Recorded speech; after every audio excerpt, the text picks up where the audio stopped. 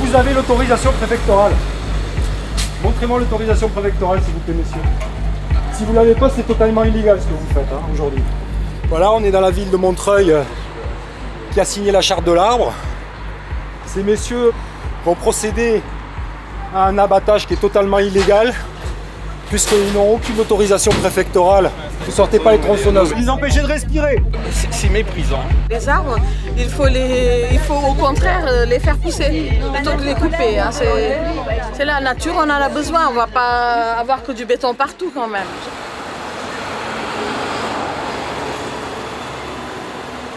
Tant qu'il n'y a pas d'autorisation préfectorale, ils ne couperont aucun arbre, surtout que le jugement du tribunal administratif qui doit tomber jeudi ou vendredi n'a toujours pas été rendu. Donc c'est doublement illégal ce qu'ils sont en train de faire aujourd'hui. Voilà. Moi, ça me dégoûte. Attends, mais non, mais la chance. Donc moi ce que je vous demande, c'est d'appeler la préfecture, la mairie, et que quelqu'un de la préfecture vienne pour donner une autorisation.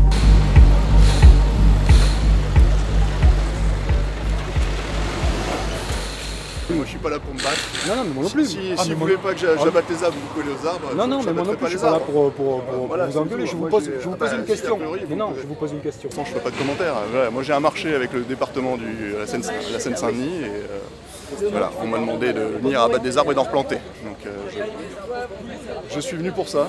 Maintenant on va voir. Effectivement, je sens bien qu'il y a de l'opposition à cette démarche. Il dit qu'il plante des arbres, mais ici, plante des arbres de petite taille, ça va mettre 25 ou 30 ans à pousser. Donc avant qu'on ait de l'ombrage... C'est vraiment pas le moment d'abattre des arbres et de la nature, les végétaux en général. Et là, Montreuil, c'est une ville qui bétonne énormément depuis plusieurs années. Et il y a eu beaucoup d'abattages dans plein de quartiers différents, des abattages d'arbres et en fait des espaces de nature qui ont été complètement rasés pour construire des petits immeubles. On construit, la population augmente et il y a de moins en moins d'espaces verts, de nature. Non seulement ça nous protège du climat, des canicules, du réchauffement, mais en plus on doit respecter ces arbres, ils sont là depuis plus longtemps que nous. On a un diagnostic qui nous dit qu'il y a 9 arbres à abattre pour des raisons de sécurité. Sous les 2 mois, il y a déjà un mois qui est passé, donc je pense qu'on risque de revenir pour ça, quoi. Notre ambition, c'est plutôt de planter, hein. C'est pas d'abattre en fait. Oui. Hein. Quand on fait des abattages sécuritaires, c'est parce qu'il y a des raisons et des diags phyto et donc des ingénieurs, des expertises qui ne sont pas des expertises internes, oui, qui sont des expertises extérieures qui nous disent qu'il faut le faire.